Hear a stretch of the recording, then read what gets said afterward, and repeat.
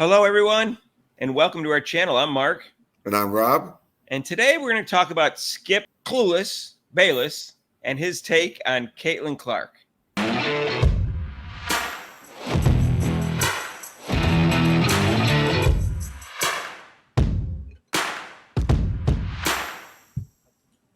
hey, if you haven't subscribed yet, please do so. Hit that notification bell. We're over 2,800 and we're close to 3,000, and we need your help. So, Rob, as most people know, Skip Bayless is clueless. He basically got forced out or fired from Fox, and we don't know if he's going to start his own podcast YouTube channel. But it looks like he is going to, because I think he's trying to stir up controversy. At first, I want to do a quote, Rob, that someone made a comment underneath the video about Skip Bayless.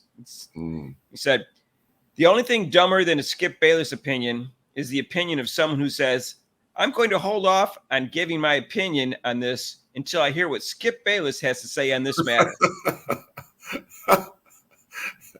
That's kind of like what we say when he makes predictions.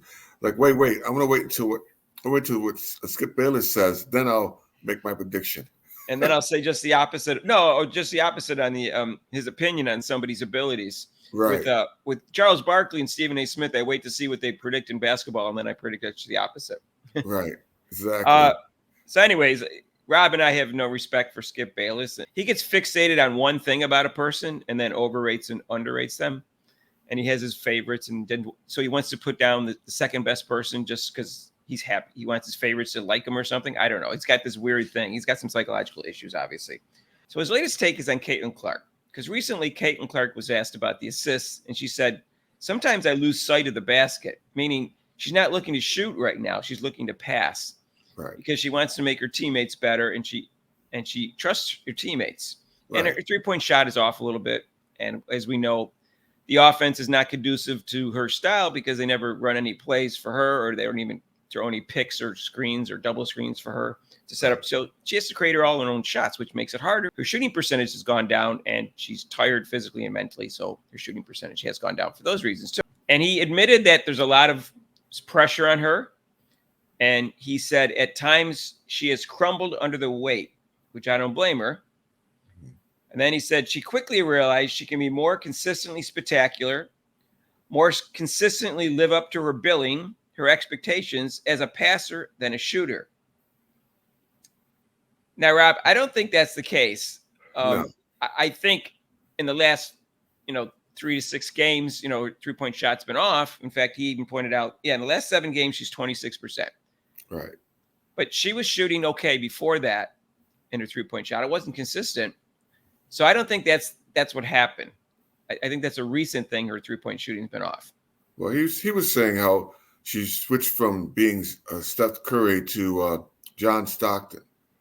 That was his first analogy. I'm going, okay, so what does that mean? So now she's doing assists, and then his one key word was, huh? So right there, I'm like, well, first of all, I don't think she's a John Stockton type passer. She's actually more like Steve Nash and Magic Johnson. So even that analysis is wrong. Right. If you look at her type of John Stockton's more conservative passer, and that's why he's got a great assist to turnover ratio. I never saw him do a behind the back bounce pass. No, he's not a flashy passer. So and she is somewhat flashy. So then he said she leads the league in assists by 41. I didn't see that coming. Now, she led the nation in assists 3 years in a row. So how could you not see that coming? I saw it coming, Skip. I said she's the best passer I've ever seen in women's basketball while she was still in college. So I don't know why Skip Bayless couldn't see it. Well, he didn't see it because he didn't watch it, Mark. That's why he didn't watch her games. That's why. Yeah, I wonder how much he watches, Rob. No, I doubt he watched. I doubt he watched 10 of her games.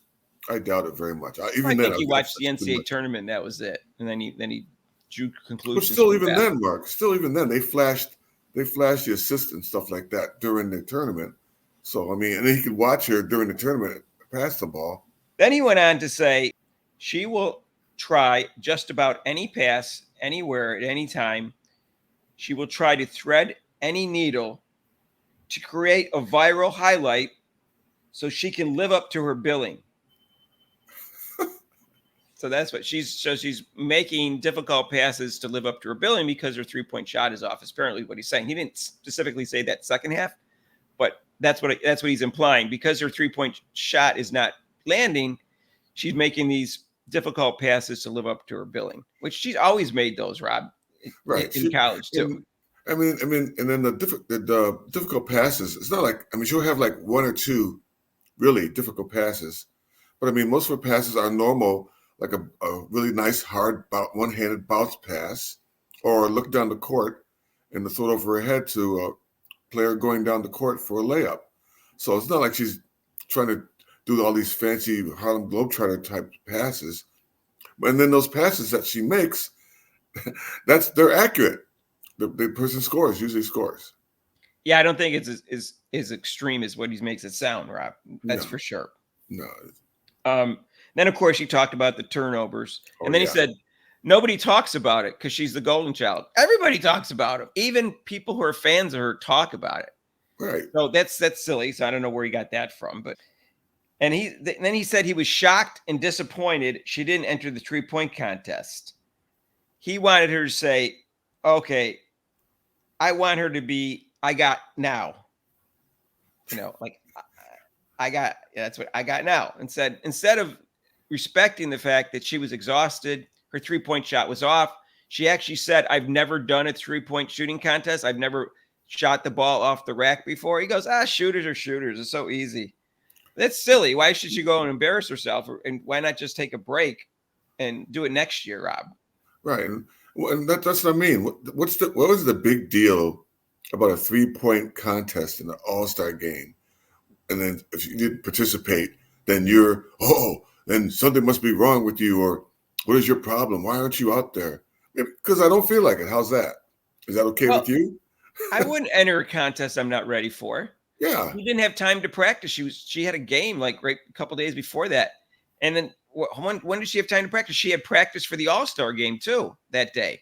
So she's got to do that, and then she's got to practice the 3-point shot. Then she's got to do the 3-point shot. Then she's got to play in the All-Star game the next day, and she's already tired. So no, I have no problem with her not entering the contest. She can say no. What? She can't say no, and then if she says no, that no. Oh well, how dare her say no? Oh, excuse me, Mr. Skip Bayless. Yeah. So next year I would be a little disappointed, especially if she doesn't have an injury or anything like that. But I'm not disappointed this year. I could see that she's exhausted.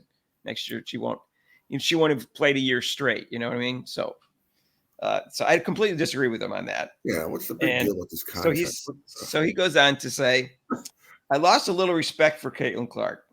I thought she was it with a capital I and a capital T. No, I know. I'm like, for now, I just think she's really good.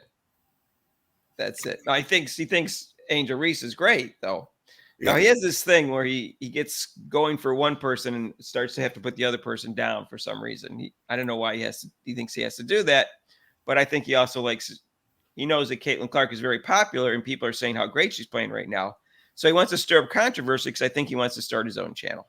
That's my opinion. Yeah, I think so. But I mean, he brings Caitlin Clark down to a supposed level of Reese to try to, like I said, create a controversy. Oh, I think he's bringing her. He's bringing her lower than Reese, Rob. Yeah, the way he's talking about Reese lately. Yeah, so I mean that's part of what his little gig, what he wants to do to get.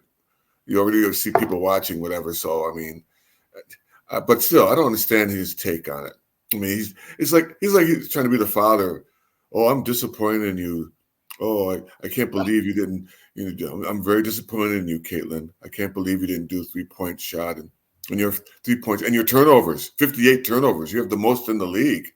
I think just the opposite. I don't think she's being selfish, Rob. I think she's actually figured out that because she's such a great passer and that her passing got even better since she entered the WNBA, that she makes her teammates better. So the chances of her team winning are greater. So she actually is trying to live up to her billing by trying to win, right? Which is what people, if she doesn't win, people say, oh, but she doesn't win. She never won in college. She never won in high school, all this crap. So I think it's just the opposite of that, Rob. I think she's trying to win. That's all. Well, I think they're focusing on just that one thing, that a 3-point shooter. She's a 3-point shooter.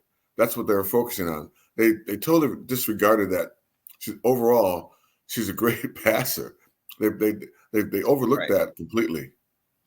Well, I think her coach has got her confused as to whether she's got the green light to That's, shoot at three as much as she wants. yeah, But I think after the break, Rob, when she gets her legs back and stuff like that, mentally and physically refreshed, she'll 3-point shooting will go up, and I think she'll shoot it more and she'll shoot it better, right. and her passing will continue to be great, and hopefully the turnovers go down. She does force it sometimes. I'm not denying that, but I don't think she forces it to be spectacular to try to live up to her billing. I think she does it because she thinks it has a high reward type of pass. And so once she passes it to Rob, to someone who's on break, the length of the court, that's an easy layup. It's supposed to be, at least theoretically.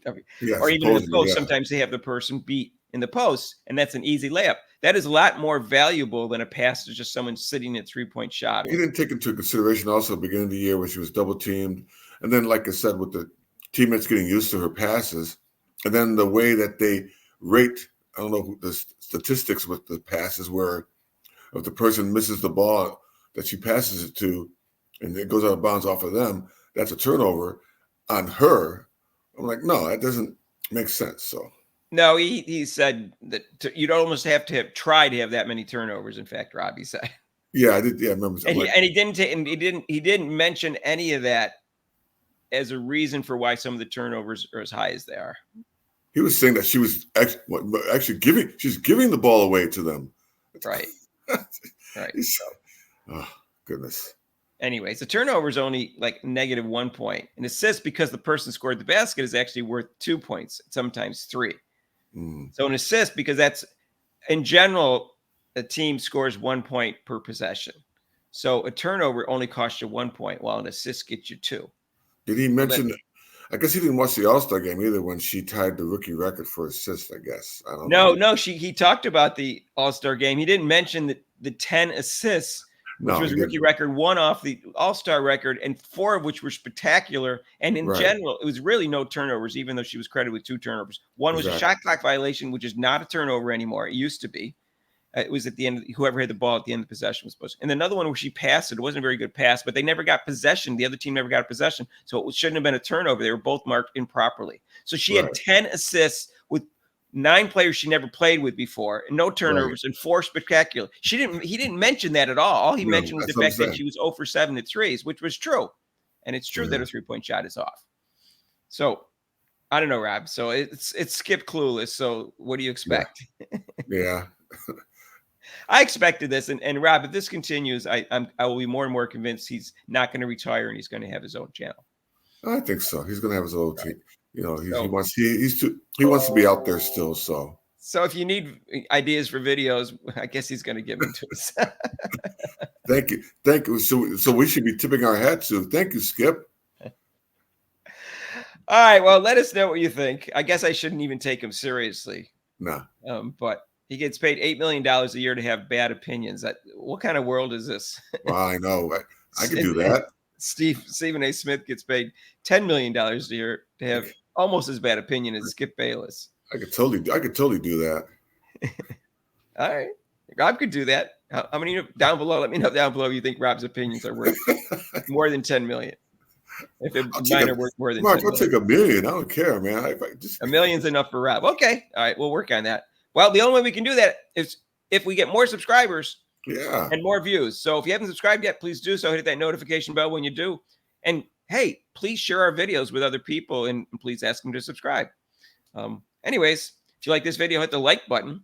And this is Sunday morning on July 28th. And I'll be covering the Olympics today from 2 to 5. There are going to be mainly some swimming events going on. We'll have a review of yesterday's Olympics in another video. And it's every day from July 27th to August 10th. We'll be doing that. Our normal live show is Monday from 6 to 8 Eastern, but we won't be doing it for the next 2 weeks, and we don't do it during major holidays. Okay, and if you want to donate to the channel, you can with the super chats down below, and also there'll be a link to PayPal. All right, we'll see you in the next video. All right. Peace out.